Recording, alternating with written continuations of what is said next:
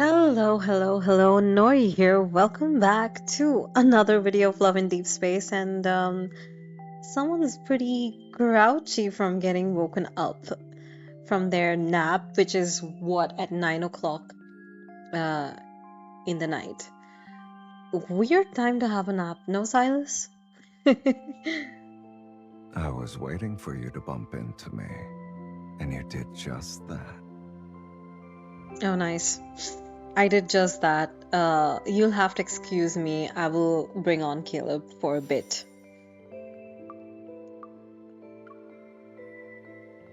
Hello, Caleb.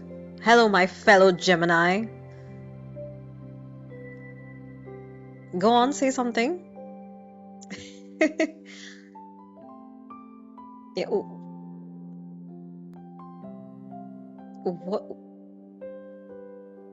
You could say that, verbally. Say it. Verbalize, please. No? Okay. I know that Caleb's got a bit of backstory, but this is just for fun. If I make fun of him, it's just me being a proper Gemini and just like, just having fun, because he's also a Gemini, so a rite of passage. I feel like this is a rite of passage. I must do it. I didn't actually did I? You're not moving. I mean, wasn't the interrogation enough? Just say that I decided not to move on my own unless I was sure. Yeah, so shall we look at the story? Shall we go? You've been spinning for a while now. Can you still keep your balance? Don't worry though. I'll catch you if you fall. Oh, so you do know how to speak. I thought all your words were just left for the interrogation scene.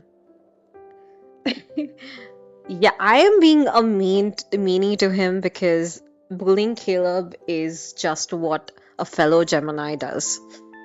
Especially because his birthday reminds me of a relative's birthday, and we are at, each other's throats all the time in a very intellectual, sort of a subtle way. So Caleb just reminds me of that relative who's also a Gemini and whose also birthday is the same as, Caleb's. Anyways, moving ahead with our story. Caleb. You know, they say sunflowers always face the sun. I guess it's because trying to find warmth is normal. Wait. I'm not an exception to that rule. You've been spinning for a while now. Can you still keep your balance? Don't worry though. I'll catch you if you fall. I'm here, Caleb. Caleb, I'm here. You know, they say sunflowers always face the sun. I guess it's because trying to find warmth is normal. I'm not an exception to that rule. Okay, nice to know that. Nice to know. Although I found it very funny. I was basically spinning so I could find where the actual position was of, the initial camera. So I had to like spin a bit and figure out, is this where am I supposed to stay? Where is that place? Where's the sofa? Because his giant body is covering the whole screen. I can't see anything. Caleb, make up your mind. Make up your damn mind. You want to sleep? You want to stay up? Like, what do you want to do? Two indecisive Geminis in the house is not a good thing, Anyways, moving ahead. Again, a bit of disclaimer before we start. You will have me making like mean comments, maybe be sarcastic, maybe be snarky and stuff. Please just know that I'm doing this all in jest, and it's just how I am. This is my love language in a way. because I also make fun of Silas. I make fun of everyone, and it's just my nature. So please try not to take everything very seriously. We're just having fun. We're just kicking back, having fun, and being ourselves. So without wasting time, because we've wasted 5 minutes here. Whale Sanctuary. I don't think I did this. Probably not. Yay! We are at the hospital of this place. What is this? Sky Haven? Cool mist rises slowly from the lawn, leaving only a shadowy outline of the hospital wing's streamlined white architecture. Now, this would be an architect's dream. They'd be like, yes, we wanted to create a hospital like this in the future. I've seen way too many futuristic models of, you know, art buildings. Like anytime there's a futuristic model of a building, it's always something like this, with these like landscaping thing happening in the middle of white and glass and steel structures. So yeah, what are these bubbles though? Weird bubbles, but okay, cool. I squeezed the dog plushie named Lucia. I'm genuinely puzzled about what Mia's intent is. Is this just a gift? Have you made any progress?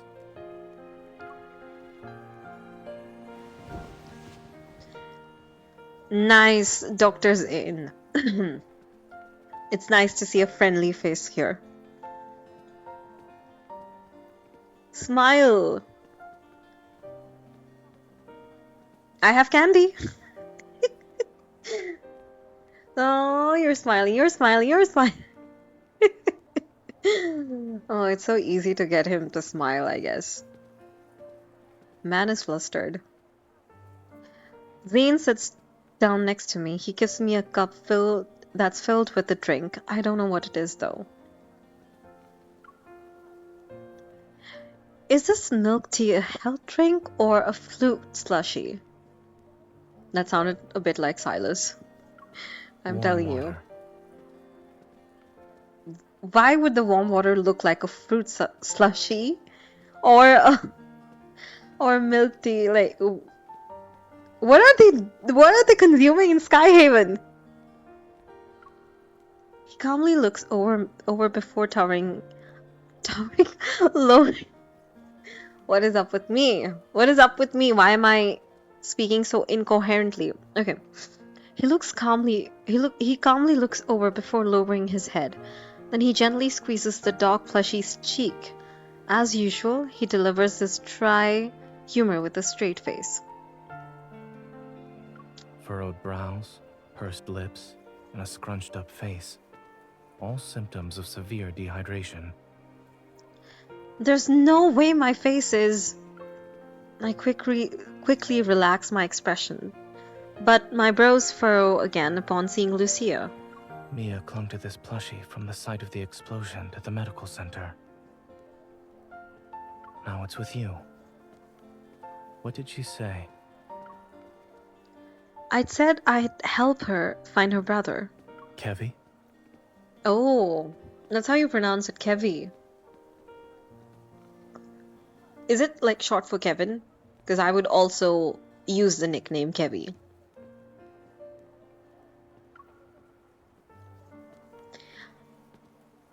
Zane pauses. Ugh, what is wrong with me today? I am just unable to pronounce things and speak incoherently, but I will try again. Zane pauses, his thoughts drifting for a moment before he shifts slightly. His tone becomes more solemn. Something or someone must be behind his disappearance. However, by getting involved, you'll have to confront people who are also searching for him. I know.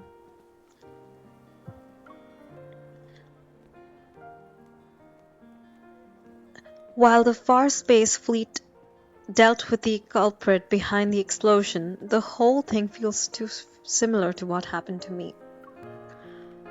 I'm not sure, but Ever must be involved somehow.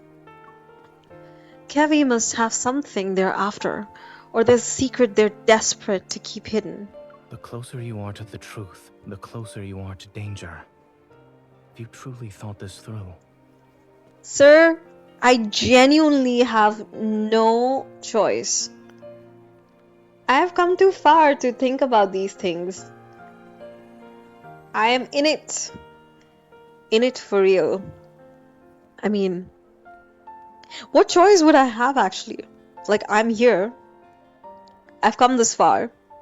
I got caught after the miserably failed infiltration attempt. So yeah. I've come too far to quit now.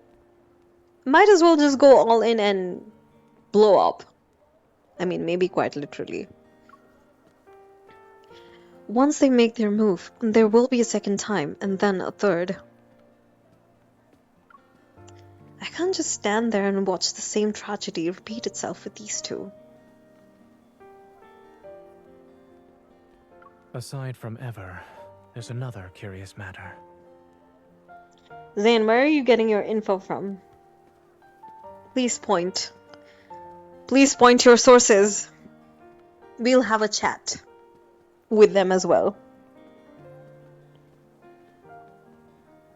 I studied in Skyhaven and worked at Willow Medical Center for a while. As a result, I'm familiar with the general atmosphere of this place. Where have you not been? Is there some place that's left unvisited, untouched by you? Don't answer that. Don't answer that. But I've noticed how different it is from what I remember. I know, something in me is trying to imply something else, but I will let it slide. What are you trying to say? The fleet. And what about the fleet? Back then, the fleet wielded a considerable amount of influence beneath a modest facade. They spent most of their time carrying out exploration missions in the Deepspace tunnel. So you were saying that somehow something happened where they changed? And now they're being more shady? A majority of the people who worked here for 7 to 8 years had never seen what their vessels looked like. Vessels? This sort of large-scale operation where their forces have been deployed on the ground is unprecedented. I'm sorry, sir, what? Back then, okay, a majority amount of people who worked there 78 years never seen what their vessels looked like. Okay, vessel. Do they mean by vessels? Do they mean they're like the ships, the starships? Is that what they mean? And now they're like all over Skyhaven? Yeah. Even if there's another reason behind this, the fleet's large-scale operation, with so little information available to me, it's hard to determine the role in this incident. I'll keep a close eye on the situation, but for now, I need to find Kevi as soon as possible. He's been missing for a while now and could be in danger. Zane nods and looks up at the dark clouds in the sky. It doesn't look that dark to me, but okay. Did you find any leads? It's been a week since the explosion. Sorry, I just had to sneeze. The fleet must have searched through every nook and cranny of the explosion site and the surrounding area. Unless somebody beat the fleet to it. or the fact that somebody from the fleet doesn't want the rest of the fleet to know something has turned up. Could be also. At this point, I'm just throwing random things in the air. If they can't find him, Kemi must have either been taken away by someone or hiding in an even more secluded place. So I'm not that off. While the latter seems unlikely, I look at Lucia's big wide eyes. Did Mia give me a clue? Let me take a look. I give Lucia to Zane. He scrutinizes it for a moment before tugging its charred tail. There's a burst of static voice. There's a burst of static before a voice crackles from the plushie. Where are you hiding? I'm done playing. Mia, you're so silly. I'm in our secret base.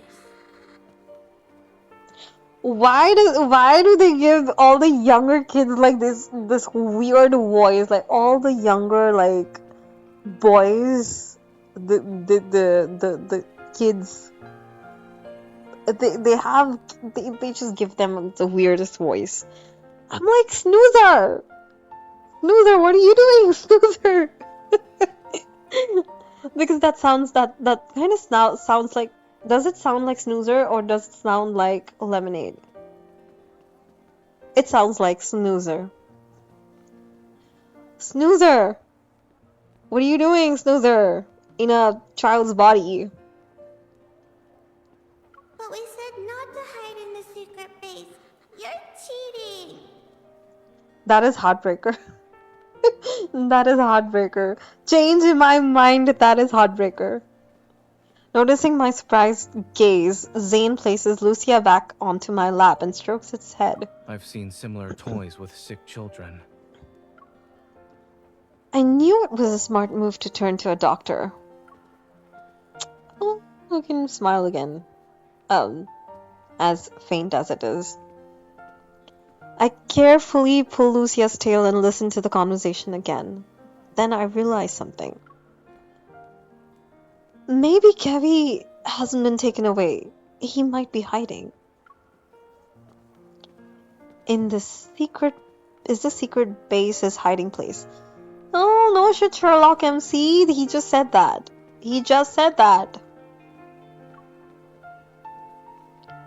I turn back to look at Zane and speak.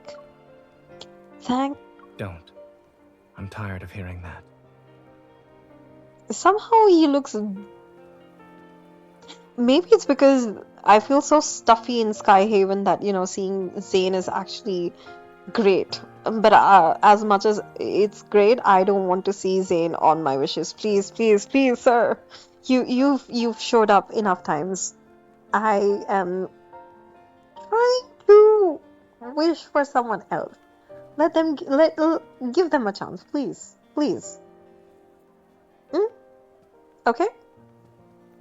But it's very refreshing seeing you, despite it being a weird situation and in a clinically white place. By that I mean a sterile place like a hospital. I'll buy you a dessert. Okay. My voice. When we're back in Lincoln, I'll buy you the latest item on Maltosia's dessert menu. I suddenly recall how Zane had taken several consecutive days off after returning from Chansha. It's something he rarely does. Oh yeah, we've seen him in Chansha. I forgot. Imagine playing through Chansha and you have a completely different chemistry with him, and now that you see, it's like, hey, we're distant people again. Sort of. I think it kind of screws up with my mind sometimes that you have these like very close moments in the branches and stuff, and then even in the cards, and then in the main story you're like, hey homie, what's up? Nice to see you. You've already used some of your vacation time. Will you be busy later? I can get the dessert to go and give it to you at the hospital instead. This is the first time I've heard of someone inviting another out for dinner by using a complaint. I am trying to be considerate, okay? Where am I complaining? Oh my god, you can't even... Oh, this is why you can't do nice things. You can't do nice things around here. I'm afraid I'll bother you when you're busy. Zane slowly leans back, studies me for a moment, and then reaches for the cup of warm water.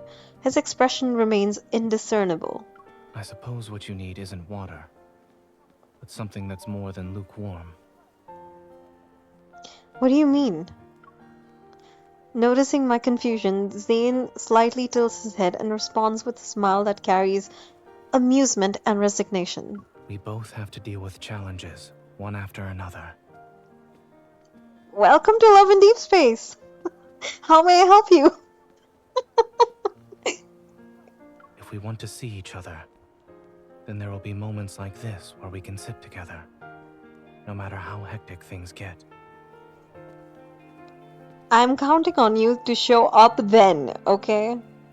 He lifts Lucia's head and the plushie stares at me with its dewy black eyes. Once you help Mia, take some time to think about what you'd like to eat with me. I mean, who's paying the bill? Who's paying the bill? Sir, I'm just a hunter, okay? Your treat. But it better not be just a dessert. I want like a full course meal. I want a full course meal. It's actually really nice to see him here. If I see Caleb, I'm going to flip. For fun. Though. Following the explosion, the Far Space Fleet uses wanderers as their reason for sealing off the area and evacuating all residents within a 2-kilometer radius. Maybe the week-long search has led them to believe Kevi is no longer in this neighborhood. No fleet soldiers are stationed here tonight.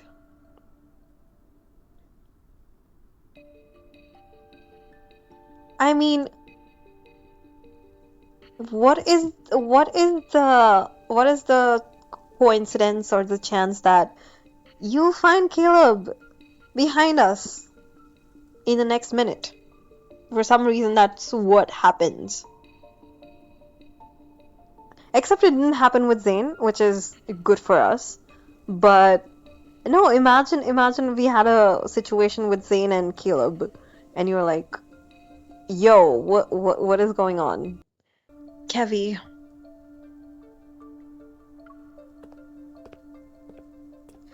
As I enter a backyard, I see a scorched swing, oh my god, swing, and a slide that's been reduced to a metal frame.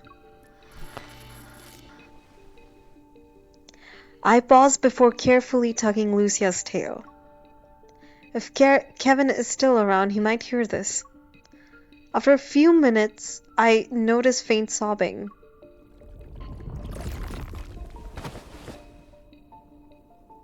Suddenly, a familiar energy fluctuation ripples through the air. Behind the shrubs, a tear in reality, around half a meter wide, materializes. A tear in reality. Why did I say tear? A tear in reality. A timid little boy emerges. He's hesitating. Realizing I'm not his sister, he tries to run away, but I quickly call out to him. Wait, Mia sent me. Boy freezes, turns around, but his head is still lowered. He's unwilling to meet my gaze. You shouldn't come any closer. Don't look at my face. Have I become a monster? Granulated crystals seem to be growing out around his eye sockets, almost engulfing his whole face. Oh my god! That is... Oh my god, what the heck? Poor kid. Okay, this has turned into a very scary situation. I was not expecting this. Yeah. A few moments ago, I saw this sort of phenomena in the N109 zone, with those monsters and in the Chansha city. Maintaining my composure, I touched the crystals on his face. A sharp pain shoots through my palm, but the growth stops. Just as I thought. I've seen this before. You're not a monster, you're just ill and need to get treated as soon as possible. She's recovering in the medical center, and after the surgery was over, there haven't been any problems. I take Kevi's hand and wipe away his tears. Right now, she's worried about you, Kevi. Can you tell me what happened on the day of the explosion? How did you manage to stay hidden? The secret base you have with Mia. Comforted by my words, he stops sobbing slowly. He withdraws his hand and reveals something to me. In the center of his palm is a tiny crystal fragment. It's a spatium core. Okay, this is... Familiar energy reverberates in my heart and I slowly exhale. It's the last spatium core fragment we've been looking for. When the explosion happened, Mia and I were playing hide and seek. I was in our secret base while she was outside. She couldn't find me. I was hiding for a couple of minutes. Then I heard a loud bang and blacked out. I was protected by this thing that Mom and Dad left. Kevi looks down at his palm. The protocore fragment emits a gentle soft glow. Your parents left this? Yeah. They also said I need to take care of Mia. And that I shouldn't be found and use this to hide whenever I'm in danger. So this fragment can create a space, that secret base you and Mia talked about? Lowering his head, he nods. After the explosion, I slept for a long time. And when I woke up, I wanted to find Mia, but there were people outside looking for me. Who were they? I don't know, but they were dressed like Mom and Dad. Dude, this kid is smart. Mom and Dad said that when they're not around, I shouldn't trust those people or go with them. I can't trust anyone. This must mean Kevi's parents knew there were people in the fleet who wanted to harm them. I bet other groups are also involved. At this point, letting the fleet find Kevi might not be for the best. I touched the black crystals on Kevi's face. He slightly flinches from the pain.